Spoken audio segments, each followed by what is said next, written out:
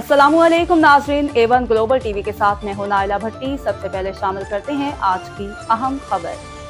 मेलसी मोहम्मद मुख्तार सोलंकी मेलसी शहर के अवाम को लवारिस छोड़ दिया गया। 2 हफ्तों बाद भी सेवरेज सिस्टम ठीक ना हुआ। शहर में ताफुन, बदबू और गलाजत का डेरा, अवाम परेशान। मेलसी शहर के बासी लवारिस होकर रह गए। अरसे दराज से मेलसी शहर मुख्तलिफ मसाइल में घिरा हुआ है, खुसूसन सेवरेज और सफाई के मसाइल तो हल होने का नाम ही नहीं ले रहे। म्यूनसिपल कमेटी इंतजामी अफसरान की अक्सरियत इजाफी जिम्मेदारियाँ संभाले हुए हैं। तहसील म्यूनसिपल कमेटी मेलसी में तकरीबन तमाम इंतजामी ओहदों पर मुस्तकिल तैनाती नहीं बल्कि बिहाड़ी के ऑफिसर्स को इजाफी जिम्मेदारियां दी गई हैं। इजाफी जिम्मेदारियों के हामिल अफसरान बिहाड़ी से मेलसी आना ही गवारा नहीं करते और अगर आ जाएं तो सिर्फ दफातर तक महदूद रहते हैं।